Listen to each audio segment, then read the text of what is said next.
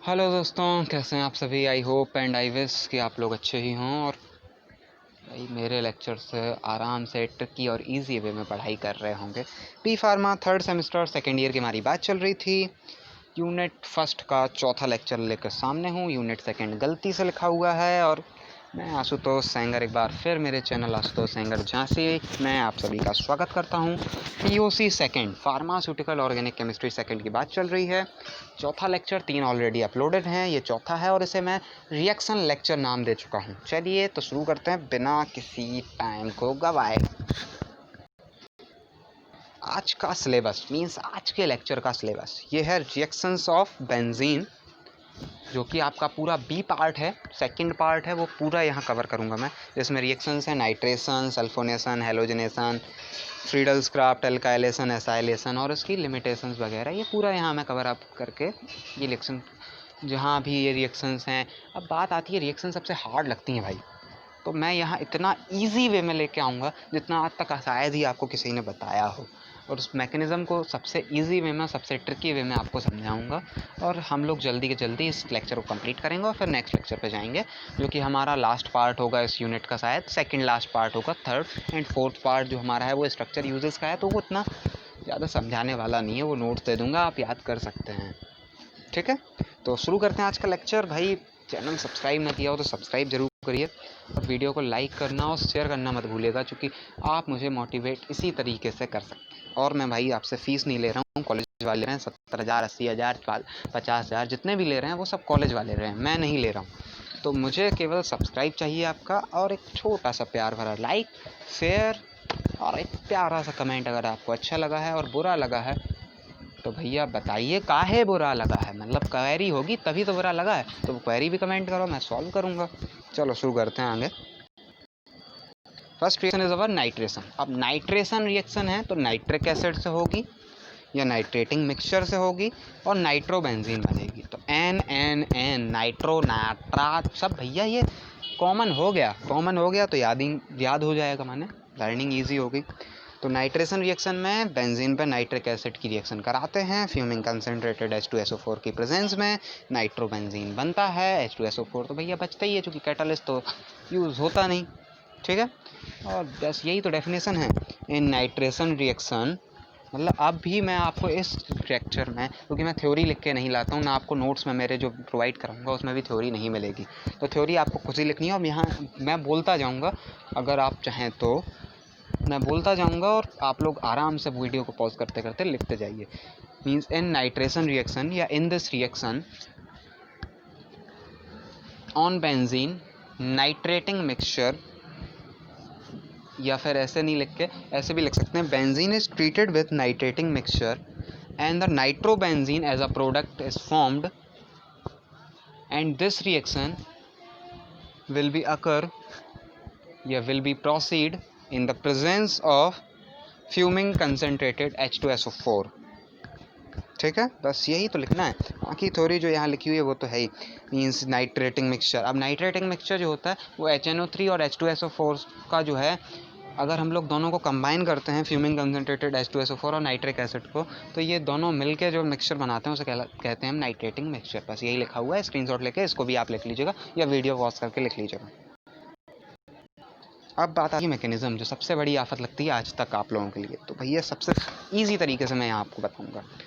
तो मैकेनिज्म का भी स्टेप वही है। पहले स्टेप में HNO3 का हेट्रोलिटिक फिजन हो रहा है और जो है ये NO2 प्लस और OH माइनस में, मीन्स एक इलेक्ट्रोफाइल में और एक न्यूक्लियोफाइल में टूट रहा है। अब न्यूक्लियोफाइल और इलेक्ट्रोफाइल क्या होता है, तो पहला लेक्चर देख के आइए मेरा, और फिज़न क्या होता है उसके लिए भी पहला लेक्चर देख के आइए। और फिज़न फ्यूज़न आपको पहले से पता होना चाहिए, क्योंकि आप 12th करके आ रहे हैं यहाँ पे सारे के सारे स्टूडेंट्स। तो वही आपको यहाँ लिखना है, आप आराम से लिख लीजिएगा फर्स्ट स्टेप के लिए कि on first step hydrolytic fission occur of nitric acid and it will be break in its nucleophile and electrophile. ठीक है, सेकेंड स्टेप की बात करें तो H2SO4 ये रिवर्सिबल प्रोसेस होती है, जिसमें ये अपने आयंस में टूट जाता है, ब्रेक हो जाता है। तो सेकंड स्टेप में लिख सकते हैं आप लोग कि on second step H2SO4 is break in its ions, that is H+ and HSO4-। ठीक है। और आप लोग इसे न्यूक्लियोफाइल इलेक्ट्रोफाइल भी बोल सकते हैं, लेकिन यहाँ इस कंडीशन में नहीं बोलेंगे, इसलिए यहाँ मत लिखिएगा। On the third step the NO2 means electrophile या न्यूक्लियोफाइल है, बताइए। अब ये आप डिसाइड करिए, वही लिखिए, ठीक है। अब पॉजिटिव चार्ज वाला है, ठीक है, तो भैया हिंट तो मैंने पकड़ा दिया आपको। It will react on benzene, अब वो जो है वो भी लिखिएगा, इट अकेला नहीं लिखिएगा, इट तो मैं बोल रहा हूँ। And the further rotation of bonds of benzene is occur because benzene is most stable compound and it is a resonance hybrid. On fourth step the H positive will react of HSO4 minus and H2SO4 will release and we form and the product formed of nitrobenzene, ठीक है। बस यही लिखिए, वही यहाँ है, बोल दिया मैंने और समझा भी दिया आपको।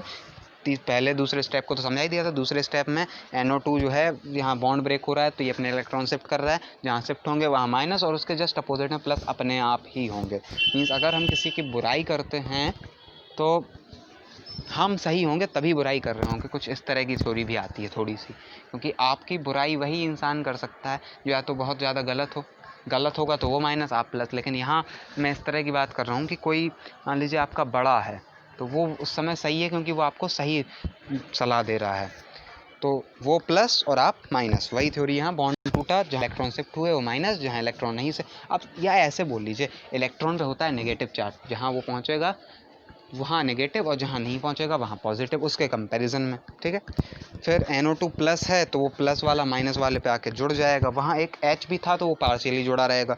बॉन्ड का रोटेशन होगा, पहले देखिए यहाँ से बॉन्ड जो है प्लस वाले की तरफ मूव करेगा, फिर वहाँ प्लस हो जाएगा तो वो बॉन्ड फिर वहाँ प्लस की वाले की तरफ मूव हो जाएगा, फिर यहाँ प्लस हो जाएगा तो ये H का जो बॉन्ड है वो अंदर शिफ्ट हो जाएगा और H रिलीज़ हो जाएगा चौथे स्टेप में। H के रिलीज़ होते ही वो HSO4 से रिएक्ट करके फिर से H2SO4 बना लेगा। H2SO4 एज अ कैटलिस्ट था, वो हमें वापस मिल जाएगा बिल्कुल वही, और हमें हमारा प्रोडक्ट मिल जाएगा नाइट्रोबेंजीन। बहुत इजी वे में मैंने रिएक्शन कंप्लीट की, सारी रिएक्शंस के मैकेनिज्म सेम रहेंगे, एक समझा दिया, बाकी सब फटाफट मैं कंप्लीट करूँगा। आगे बढ़ेंगे हम लोग फिर अगले लेक्चर के लिए। This is our sulphonation reaction. यहाँ बेंजीन पे SO3 ऐड होता है। अब ये रिएक्शन मैं थोड़ा सा स्टैंडर्ड तरीके से लेके आऊँगा, पहली रिएक्शन मैंने आपको इजी वे में बताई, ठीक है। When benzene is react with sulphuric acid so the product benzene sulphonic acid will formed. अब ये रिएक्शन जो है इसको ऐसे ही लिख लीजिएगा, और अगर आप पहले वाले की तरह लिख सकते हैं तो पहले वाले की तरह लिख लीजिएगा, वो आपका मन है, ठीक है। सल्फोनेशन में SO3 इस पे ऐड हो जाएगा तो HSO3 बन जाएगा और H2SO4 फिर से वही है, फ्यूमिंग और कंसनट्रेटेड, जो वहाँ था वही यहाँ भी है, तो कैटलिस्ट सेम है। बात करते हैं मैकेनिज्म की। भाई मैं तो ट्रिकी वे में पढ़ाता हूँ। वही H2SO4 ब्रेक होगा OH माइनस और HSO3 प्लस में। On first step, heterolytic fission occur and H2SO4 will break in nucleophile and electrophile. यहाँ बोलेंगे, वहाँ नहीं बोलेंगे पहले वाले में। And the electrophile will attack on benzene. This will be second step. On benzene, rotation of bond occur because it is most stable compound and it is a resonance hybrid. At last step, the hydrogen of benzene will remove out from the benzene and the product sulfonic acid is formed.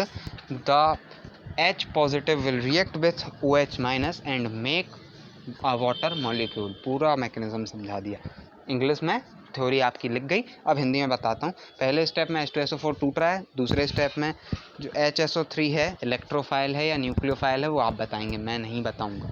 वो आके attack कर रहा है benzene पे, वो attack करता है, attack करने के बाद वो बेंजीन में रोटेशन हो रही है बॉन्ड की, देखो प्लस वाली, वही जो पिछले में दिखाई थी मैंने, ये जब बॉन्ड टूटेगा तो एक जगह माइनस होगा एक जगह प्लस होगा, जहाँ इलेक्ट्रॉन शिफ्ट वहाँ माइनस, जहाँ नहीं वहाँ प्लस, वहीं एडिशन होगा। अब मैकेनिज्म आप आराम से खुद भी लिख सकते हैं जैसे मैंने यहाँ समझा दिया। इसके बाद भी अगर आपको कोई कन्फ्यूज़न रहेगा तो आप मुझे एक बार बताइएगा, मैं आपको पर्सनली उसको समझा दूंगा, बहुत आराम से एक्सप्लेन कर दूंगा और बहुत आसानी से समझ में आ जाएगा, क्योंकि ये ट्रिक है बहुत अच्छे से, ठीक है।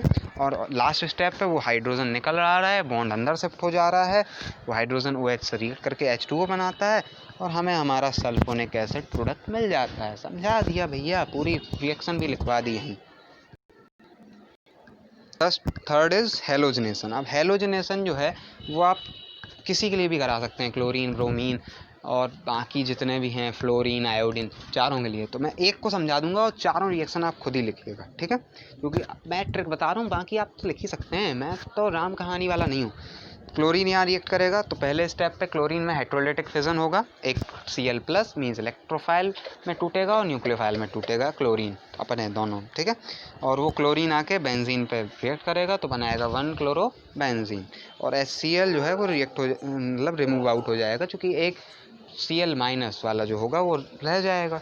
और FeCl3 के प्रेजेंस में होता है ये। अब ये आप पे डिपेंड है कि हर रिएक्शन में ये FeCl3, मान लो आप अगर ब्रोमिनेशन करा रहे हैं तो ये FeBr3 हो जाएगा, ठीक है, बस ऐसे डिपेंड हो जाएगा, ठीक है। When benzene is reacted with chlorine in presence of FeCl3, so we get 1 chlorobenzene as a product and HCl as a substitute. बस लिख गई रिएक्शन, कहानी खत्म भैया। ये खुद आप लिखना सीख जाएंगे, 2-4 बस रिएक्शन आए ढंग की और आपको सिखाया मैंने, ठीक है, आज ही बहुत कुछ सिखा जाऊंगा। इसके मैकेनिज्म की बात आ गई। पहले वही हाइड्रोलिटिक फिजन हो रहा है, न्यूक्लियोफाइल इलेक्ट्रोफाइल में टूट रहे हैं, जो प्लस वाला होता है वो इलेक्ट्रोफाइल, जो माइनस वाला होता है वो nucleophile. This is the hint जो मैंने आपको दी थी, ठीक है। अब यहाँ Cl माइनस जो है वो FeCl3 के साथ चला जाएगा और उसको भी माइनस कर देगा। मीन्स अगर ऐसा हो जाए कभी कि कोई गलत बंदा आपके साथ आ जाए और आप इतने प्लस ना हो या इतने अच्छे ना हो, तो वो भी आपको भी गलत कर देगा। वही कंडीशन हुई सेकंड स्टेप में। थर्ड स्टेप में वही होगा जो होता आया है, Cl प्लस जो है वो माइनस, यहाँ Cl माइनस लिखा है, आप सही कर लीजिएगा। तीसरे स्टेप में बेंजीन में बॉन्ड टूटेगा, प्लस माइनस आएगा, Cl आके माइनस वाली जगह ऐड होगा, फिर रोटेशन होगा, रोटेशन होने के बाद वो H रिमूव हो जाएगा, H जो है वो FeCl4 के साथ रिएक्ट करेगा और FeCl3 जो एज अ कैटर था वो निकल जाएगा, HCl भी बन जाएगा और हमारा प्रोडक्ट 1 क्लोरोबेंजीन फॉर्म्ड हो जाएगा। इसका स्क्रीनशॉट लेके इसको लिखिएगा, वैसे स्क्रीनशॉट लेने की ज़रूरत नहीं है, खुद लिखिए अपने तरीके से। मैंने ट्रिक बता दी आपको बहुत ईजी वे में, और ये भी बता दिए कौन न्यूक्लियोफाइल कौन इलेक्ट्रोफाइल बनना, भैया कंफ्यूज रहते हैं आप, ठीक है। अब आती हैं दोनों important reaction, Friedel-Crafts alkylation and Friedel-Crafts acylation, ठीक है। तो एल्काइलेशन में भाई RCl से होती है, एल्काइलेशन मीन्स कोई भी एल्किल चेन आएगी इसमें, ठीक है। तो यहाँ पे जो एल्किल चेन होती है वो बेंजीन पे आके ऐड हो जाती है, ये होती है AlCl3 के प्रेजेंस में, और ये होता है क्रिस्टलिस्ट AlCl3। It involves the interaction of an aromatic compound with an alkyl halide in presence of anhydrous aluminium halide. बस यही कहानी है, ये लिख लो आप आराम से। ये रही आपकी मैकेनिज्म, ठीक है। अब मैकेनिज्म यहाँ क्या है, RCl है प्लस AlCl3 है, तो ये RCl और AlCl3, तो ये इसका RCl वाले का R प्लस हो जाएगा, Cl माइनस AlCl3 से रिएक्ट करेगा और AlCl4 बना देगा। जो वहाँ 2 स्टेप था वहाँ यहाँ मैंने शॉर्ट कर दिया, अब आपकी मर्जी है वो आप कैसे लिखें, ठीक है। सेकंड स्टेप में वही बॉन्ड टूटेगा, प्लस माइनस बनेंगे, R प्लस है तो माइनस वाली जगह ऐड हो जाएगा इमीडिएटली, क्योंकि भाई उसे इलेक्ट्रॉन चाहिए और बेंजीन के उस पॉइंट पे इलेक्ट्रॉन ज़्यादा हैं। फिर बॉन्ड का रोटेशन होगा, रोटेशन के बाद वो H अंदर चला जाएगा, H वाला बॉन्ड, H फ्री हो जाएगा मीन्स एक प्रोटॉन की फॉर्म में, और वो AlCl4 माइनस के एक Cl लेके HCl बनाएगा और AlCl3 फ्री हो जाएगा। अब भैया ये हमारा रिएक्शन का जो लेक्चर था वो बहुत आराम से मैंने कंप्लीट कर दिया।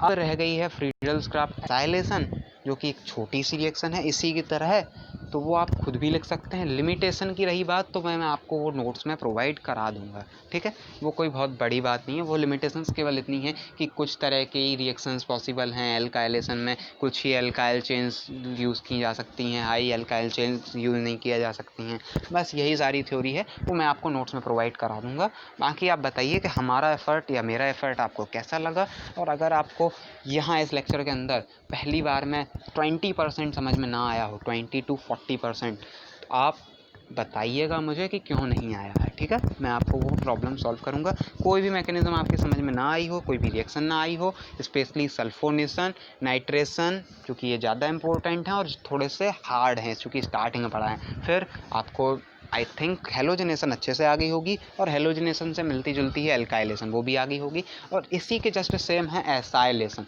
बस यहाँ हम एल्किल चैन लेते हैं और वहाँ एसिटाइल क्लोराइड लेते हैं, CH3COCl।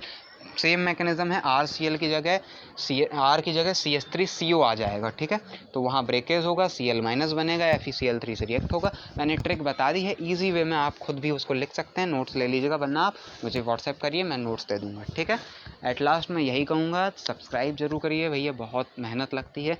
लाइक करिए वीडियो को, और अगर आपको अच्छा लगा हो तो कमेंट ज़रूर करिएगा बार, और ठीक है, शेयर करिएगा अपने दोस्तों के साथ, और बताइएगा मुझे अगर कोई क्वेरी हो या नोट्स वोट्स की कोई प्रॉब्लम हो तो, ठीक है। जय श्री राम। और हाँ, सबसे इम्पोर्टेंट चीज़, नोट्स आपको मिलेंगे यूनिट कंप्लीट होने के बाद। कुछ सब्जेक्ट से ज़रूर हैं जो पॉइंट बाई पॉइंट मैं देता जा रहा हूँ, जैसे फिज़िकल के, ऑर्गेनिक के भी दे रहा हूँ मैं कुछ, लेकिन आप ये नोट्स के चक्कर में ना रहिए। लेक्चर में नोट्स भी दे रहा हूँ मैं और पढ़ा भी रहा हूँ, दोनों के चक्कर में पढ़िए। आधा आम ना खाइए, रटिए मत, मैं रटा नहीं रहा हूँ, मैं ट्रिक बता रहा हूँ, ठीक है। ओके, जय श्री राम।